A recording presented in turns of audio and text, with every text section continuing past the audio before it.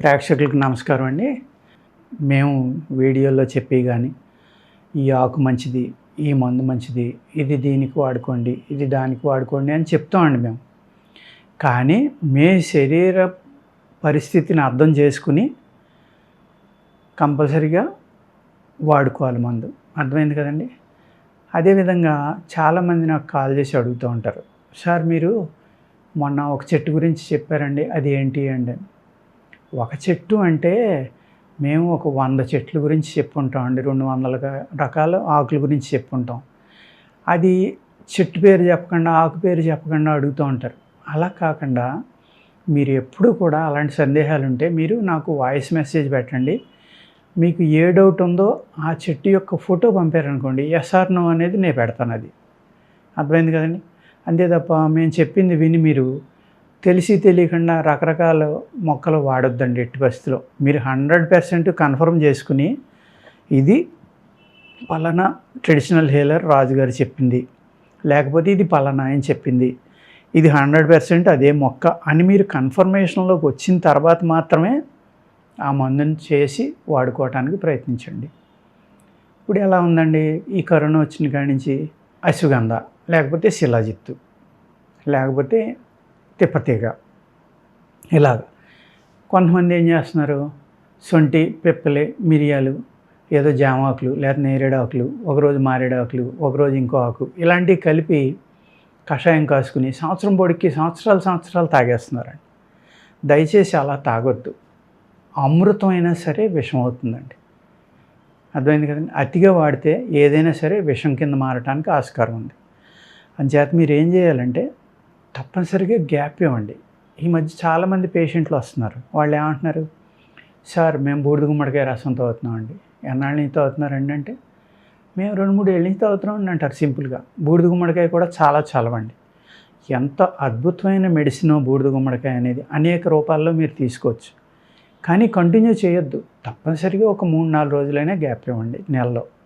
ఇవ్వడం వల్ల ఏమవుతుందంటే మీ శరీర తత్వం అనేది నేచర్కి కూడా అలవాటు పడుతుంది. ఇప్పుడు ఒకళ్ళకి కాన్స్టిపేషన్ ఉందండి. ఒక ఆయన వస్తారు, సార్ నేను త్రిఫలా వేసుకుంటున్నానండి 4 ఏళ్ళ నుంచి, 3 ఏళ్ళ నుంచో, 10 ఏళ్ళ నుంచో అని చెప్తారు. త్రిఫలా ఎక్కడదండి అంటే బయట కొనుక్కుంటున్నాం అండి. ఆ త్రిఫలా కూడా అనేది ఎలా ఉందంటే వాత, పిత్త, కఫాల మీద పనిచేస్తాయి. 3 కరక్కాయి, తాణికాయి, ఉసిరికాయ. ఈ 3 మీ శరీర తత్వాన్ని బట్టి 1 కలుపుకుని వాడుకోవచ్చు, 1, 2, 3 వాడుకోవచ్చు, 1, 2, 4 వాడుకోవచ్చు అండి. కానీ సంవత్సరాల తరబడి వాడడం వల్ల ఏమవుతుందంటే త్రిఫలాలో కరక్కాయి, తాణికాయ అనేది శుద్ధి చేయాలి. నేను అనేక వీడియోల్లో చెప్పాను ఈ విషయం. ఆ రెండాటిలో విపరీతమైన జిగురు ఉందండి, గమ్ము ఉంటుంది, అది వదలదు. అది మన ప్రేగులకి లోపల అవయవాలకి అంటుకుపోయి రేపు పొద్దున్న పొట్టలో ఉన్న ప్రేగులు పాడవడానికి, లేకపోతే మీ యొక్క కిడ్నీ కానీ, లివర్ కానీ, స్ప్లీన్ కానీ, ప్యాంక్రియాస్ కానీ ఇలాంటివి పాడవడానికి కూడా అవకాశం ఉందండి. మీ శరీరానికి అద్భుతమైన మెకానిజం ఉందండి, అద్భుతం. ఎన్నో రకాల రుగ్మతల నుంచి మన శరీరం తనను తాను కాపాడుకుంటుంది. తనే దానికి కావాల్సిన యాంటీబాడీస్ని మన శరీరంలో పుట్టించి ఆ వ్యాధి నుంచి మనల్ని బయటికి తీసుకురావడానికి శరీరం అద్భుతమైన మెకానిజం చేస్తుంది, అద్భుతంగా వర్క్ చేస్తుంది. దానికి అవకాశం ఇవ్వాలి.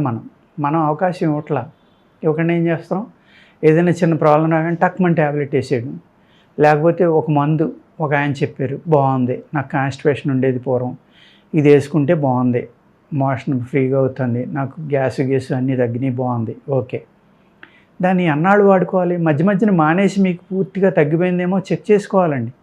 అలా కాదులే బాగానే ఉంది కదా మింగేద్దామని మీరు కంటిన్యూగా అదే మందు అదే కొనుక్కుని వాడేస్తున్నారు అనుకోండి, చాలా ప్రమాదం అన్నమాట.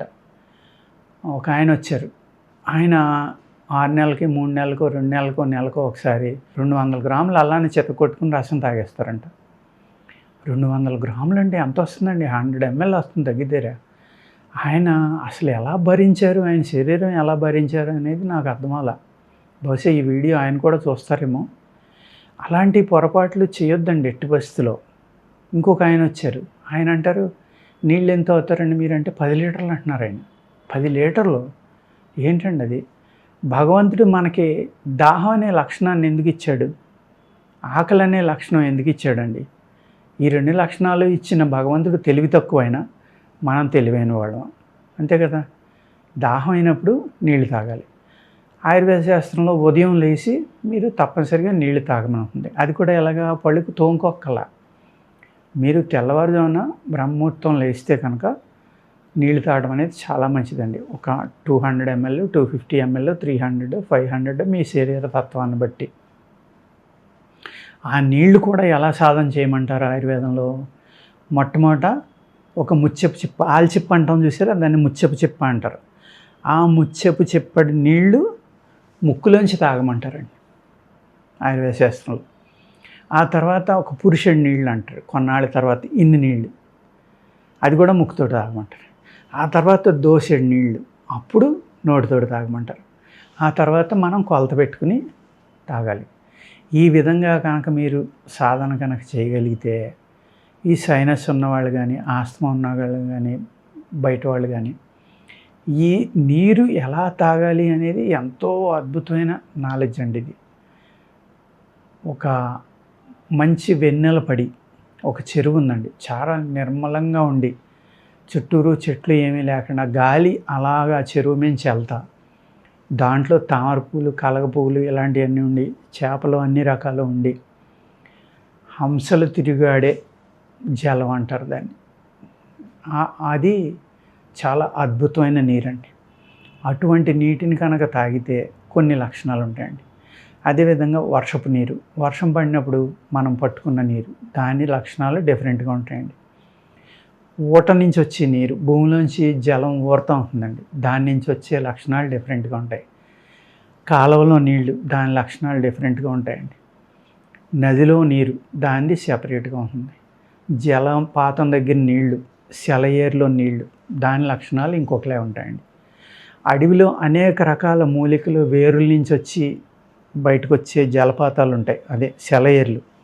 వాటి లక్షణం ఎన్ని రకాలైన మూలికల్ని స్పర్శంతా టచ్ చేసుకుంటా బయటకు వచ్చిందో వాటి గుణాలన్నీ కూడా ఆ యొక్క జలంలో ఉంటాయన్నమాట.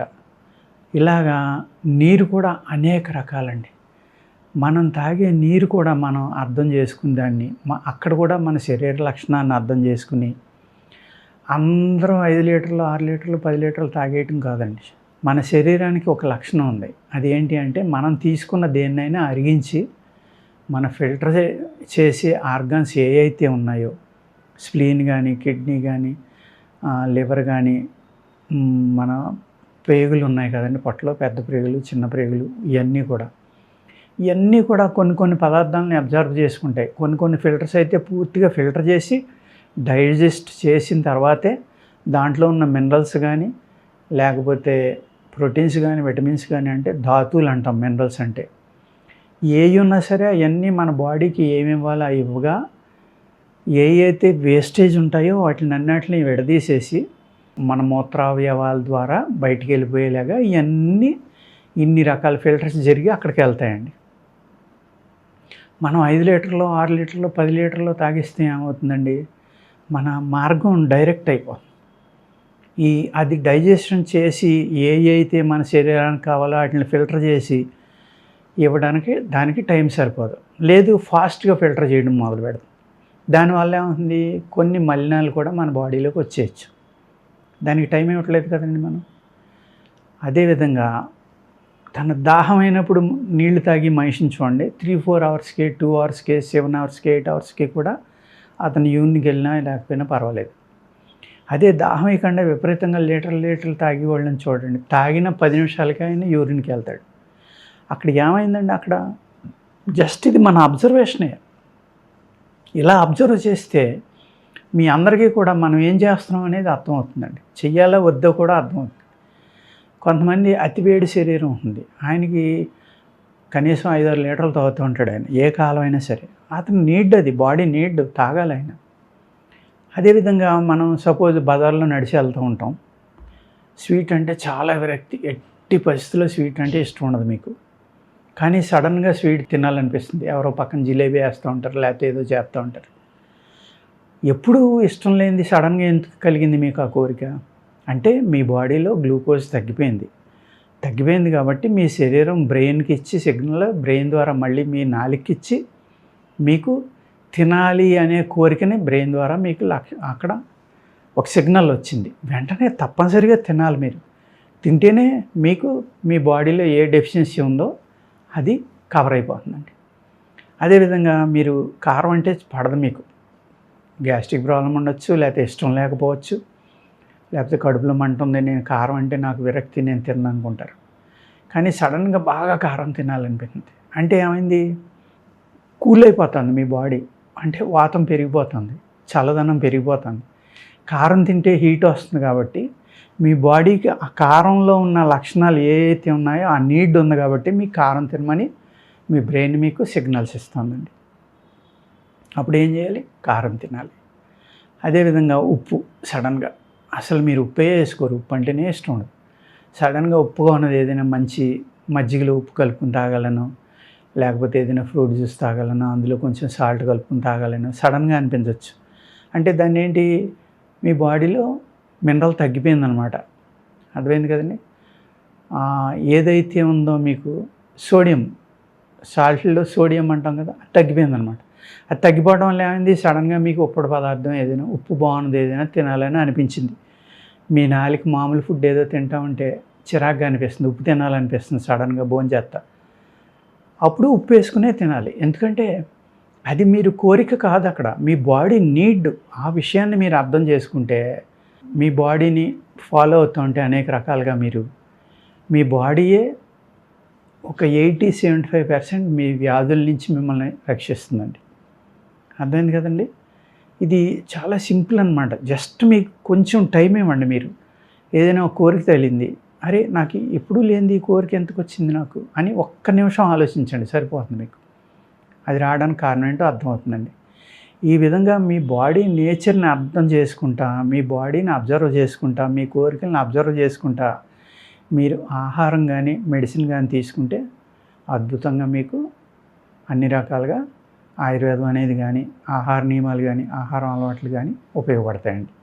మీరు చక్కగా మీ బాడీని రిపేర్ చేసుకోవచ్చు. అదేవిధంగా నేను ఈ వీడియో మొదట్లో మీకు దేని గురించి చెప్పాను, మీకు అశ్వగంధ గురించి లేకపోతే శిలాజిత్ గురించి చెప్పానండి. ఈ శిలాజిత్ అనేది ఎలా వస్తుంది అంటే, వేసవికాలం బాగా ఎండ ఎక్కువగా ఉన్నప్పుడు నల్లటి రాళ్ళు కానీ, నల్లదనంతో కూడిన అనేక రకాలైన శిలలు ఉంటాయి.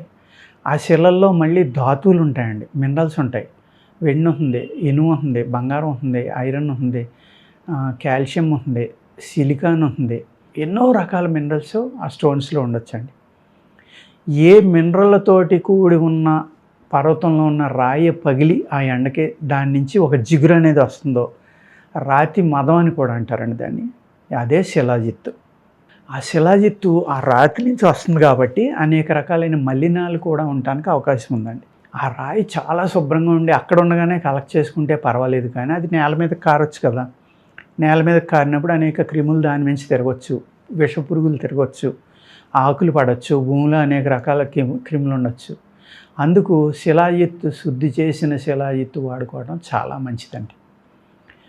మనకి తక్కువలో వస్తుందని శిలాజిత్తు కొని వాడొద్దండి. శిలాజిత్తు నిజమైనది అయితే చాలా కాస్ట్లీ అండి, అసలు మనం ఎఫర్ట్ చేయలేము దాన్ని. ఎందుకంటే తులం 2 లక్షలు, 1.5 కూడా ఉండే శిలాజిత్తులు ఉన్నాయి. ఇది మీకు ఆశ్చర్యంగా ఉండొచ్చు, నేను అతిగా చెప్తున్నానని కూడా అనుకోవచ్చు, అది నిజం అండి.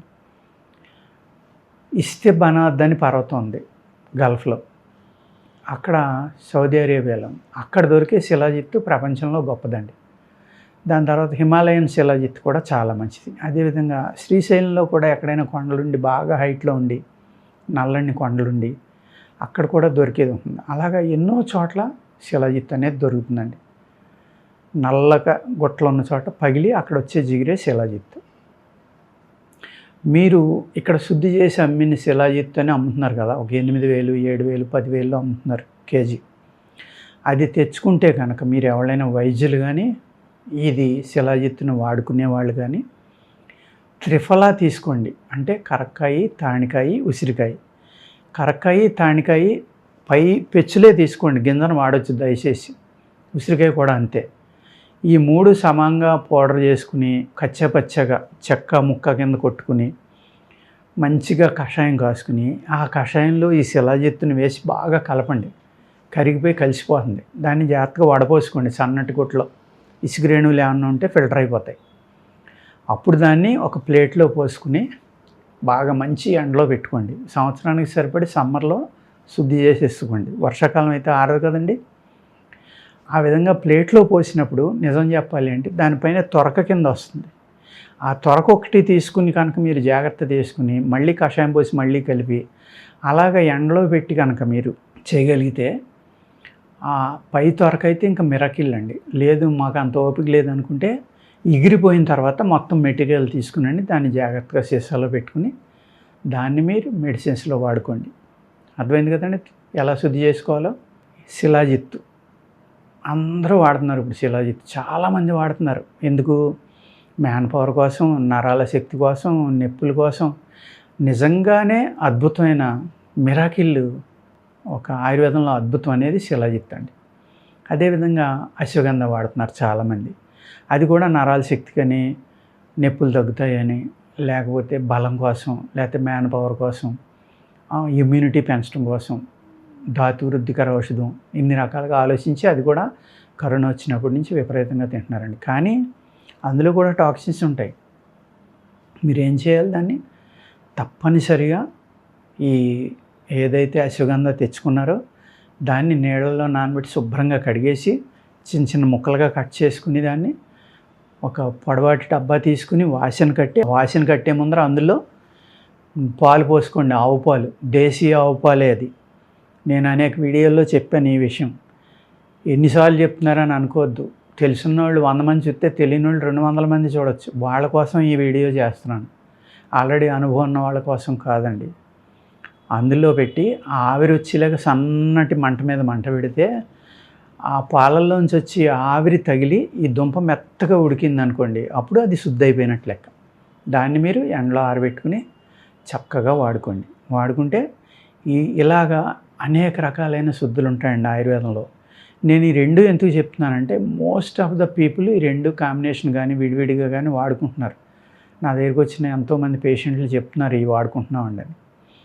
దానివల్ల రేపొద్దున సైడ్ ఎఫెక్ట్ లేకుండా ఉండడం కోసం నేను ఇంత విపులంగా ఈ వీడియో మీకు చేస్తున్నానండి. అర్థమైంది కదండి. నమస్కారం.